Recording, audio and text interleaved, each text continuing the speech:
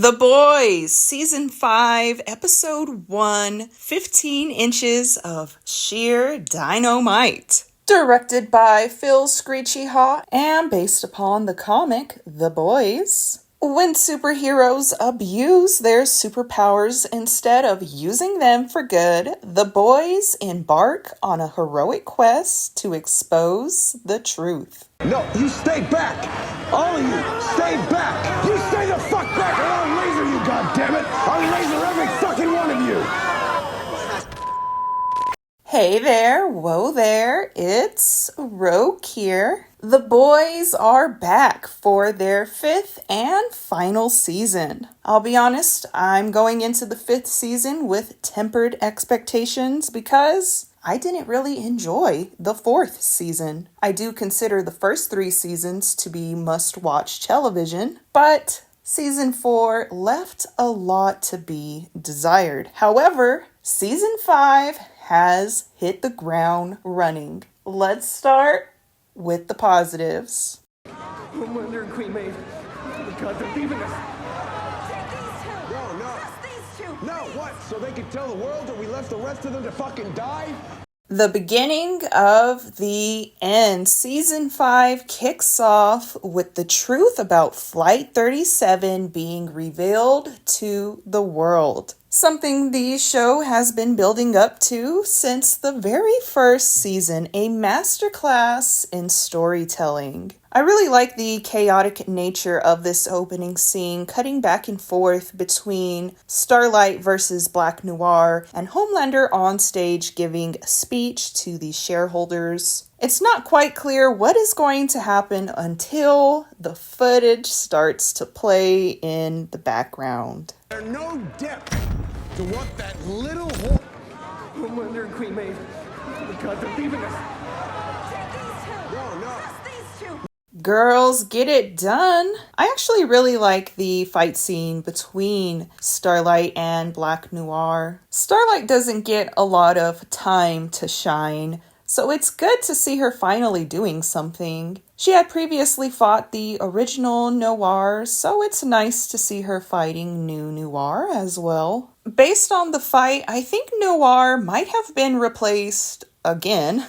I'm not so sure this is still the new Noir we were introduced to in season 4. I'll be honest, I hope that the original Black Noir is somehow back from the dead. I really enjoyed that version of the character. Homelander is on a downward spiral this season and he is so close to losing it. I do hope at some point we get to see him laser a crowd. He's fantasized about it before and he almost does it in the opening scene. Sister Sage stopping him from doing so. I can't help but wonder, what is her endgame here? She's the smartest person in the world. I feel like Sister Sage has to have something planned. You promised me, Caesar. He was stabbed by his best friends. Well, I can relate to that. But I need people to be devoted. I can't help but wonder if there is foreshadowing in the dialogue. You promised me, Caesar, he was stabbed by his friends? Narratively speaking, it would make a lot of sense if that happens to Homelander because it already happened to his father, Soldier Boy. The script is really strong in season 5, well, so far at least. So I feel like there has to be some foreshadowing in that dialogue. There's some really good social commentary as well. Flight 37 is explained away as AI, and there are lots of really funny memes. Have you seen the memes? Have you seen the memes about me? Homelander is scarier than ever. He is on a downward spiral, and I am genuinely concerned for every character that shares the scene with him. I really hope that Sister Sage has a larger plan in motion, because if not, I think it's only a matter of time before Homelander lasers her. Huey, MM, and Frenchie are being held in a internment camp, which I really like because we've seen throughout The Boys and Gen V that Vought does have Nazi ties. Being at these internment camps have gave a lot of character development to Huey, and Frenchie. They are definitely a new version of themselves after spending time there. The Deep, a character that I love to hate, has a Red Pill podcast. It's absolutely hilarious. It's beta male shit, bro. Noir, am I right? The Deep has Black Noir as his co-host, and that's just so funny to me. Black Noir is mute. The social commentary is so good. I can't wait to see what else that The Deep will be talking about on his podcast. On a more serious note, A-Train is on the run. I think A-Train has probably had the most character development out of all of the characters. From the first season to the last season, A-Train has made a complete 180 for the best. At this point, A-Train is basically an honorary member of the boys. Jesus fucking Christ, you fucking crazy, get in here! Hello, Worm. Yeah, hi. You're like America's literal most wanted. Did anyone see you come in here? Another character who has done a complete 180, but for the worst, is Billy Butcher. A classic case of you either die a hero or you live long enough to see yourself become the villain. Carl Urban as Billy Butcher is giving such a good performance. This is a very layered and dynamic character with a very specific accent, and Carl Urban is doing such a good job. Billy Butcher is another character that is on a downward spiral, and he has an uneasy alliance with the boys. Despite that, Billy does enlist the help of Worm in order to save Huey, and Frenchie from the internment camp, which leads to one of my favorite sets in this episode. We get this really cool underground tunnel that the actors have to shimmy their way through. It's just really fun to see on screen. The tunnel is also gross because Worm made it with his ass. So it's just funny. It's a very unique set.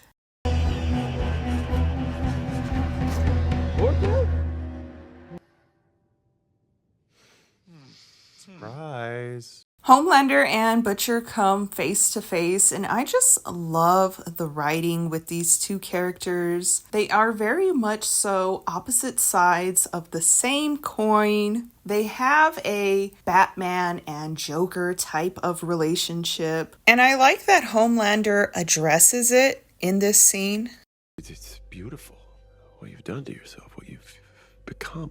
And you did all that for me. Now that is devotion. Anthony Starr as Homelander is just incredible. I love Homelander. I love Homelander. This is my favorite villain of all time, second favorite comic book character of all time. I love Homelander. I'm really hoping that Anthony Starr wins an Emmy. He definitely deserves it. Honestly, I wouldn't mind a Homelander movie either. I am not ready to say goodbye to this character. I love Homelander. Have I mentioned yet that I love Homelander? The character is just so well written and acted. I especially am really fond of the moments where Homelander is unintentionally funny. His obsession with breast milk is disgustingly hilarious. You never told me that this one's nickname is Mother's Milk.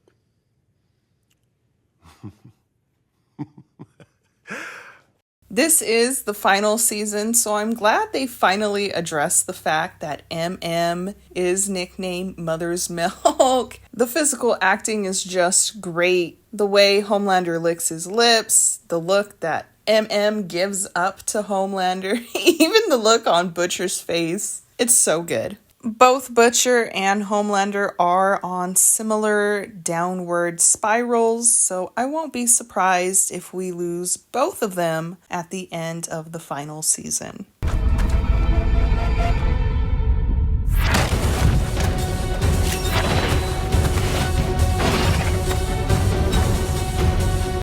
A-Train's redemption arc is complete, leading to this really fun scene. We get to see A-Train using flash time. Jesse T. Usher plays A-Train, and he's done a really good job. This is a character that has had quite a significant character arc. The first 2 seasons, he is despicable, but he does get a redemption arc eventually. Jesse T. Usher did a fantastic job playing an antagonist that the audience can still sympathize with, which was really important for this redemption arc to feel natural. In the beginning, A-Train was committed to remaining the fastest man alive so he could remain in the 7, eventually giving that up and becoming a member of the boys, which leads into A-Train saving Huey's life.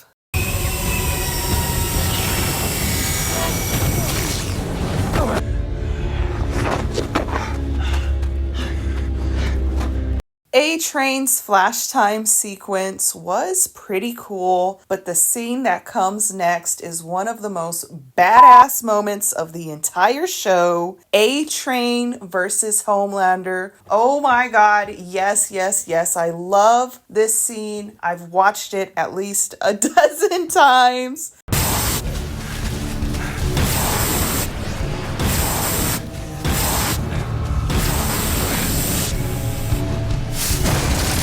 Homelander flying as fast as he can, chasing after A-Train, smashing through trees, and using his laser eyes. It is everything.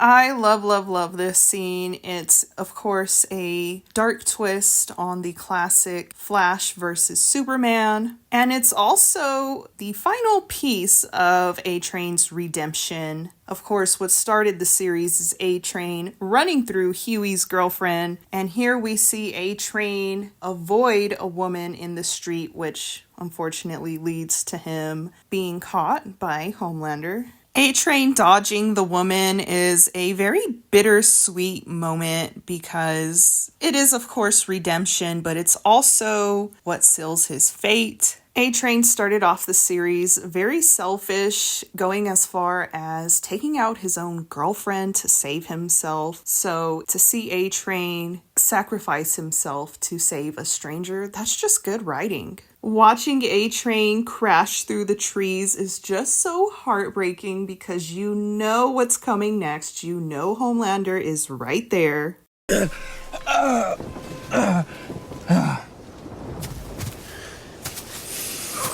Looks like someone can catch the A-Train after all. Honestly, if it wasn't for that woman in the road, I think that A-Train could have outran Homelander. It seemed like he was getting away. But of course, Homelander's fragile ego would never see it that way. In his mind, he caught the A-Train. Once again, I think there is some foreshadowing in the dialogue. You're just an empty fucking suit. You take away these powers. And what are you, huh? Pathetic. Weak. Sniveling fucking loser. I think it's very possible that we could see Homelander lose his powers by the end of this season. I'll elaborate more in my review for episode 2, but I definitely think there's a good possibility Homelander loses his powers. I feel like he has to because Homelander is just so OP. I like that Homelander doesn't deny it either. Instead, he just immediately breaks A-Train's neck, showing just how weak he is emotionally. I really like the bold, creative decision to kill off a main character like A-Train in episode 1 of the final season. It really lets us, the audience, know that the stakes are very high and anyone can go. Episode 1 was very well done, but there is one thing that I didn't like, so let's jump into the negatives. You guys are friends? You talk. After being a mute for the entire show, in the 5th and final season, Kimiko now has the ability to talk, and I cannot stand it. She learned how to talk thanks to therapy and TikTok. Again, I cannot stand this. Everything she says is so cringy and over-sexualized, I can't stand it. I was happy when Homelander lasered her in half. Suck my fat dick.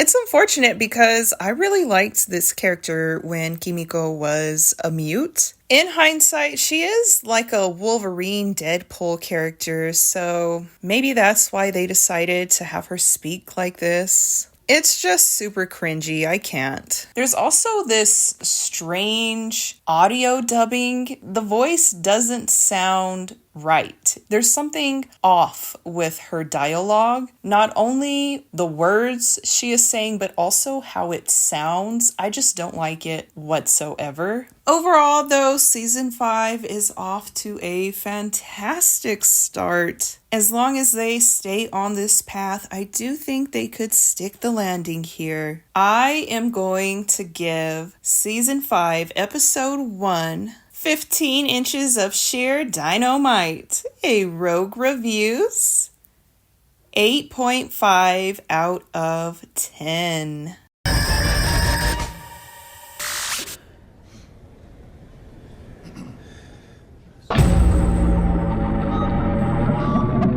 Join my Rogues Gallery by clicking the subscribe button. Become a member now for exclusive perks. Give this video a like and leave a comment down below to show your support. And follow me on Instagram at Alexis Has Gone Rogue.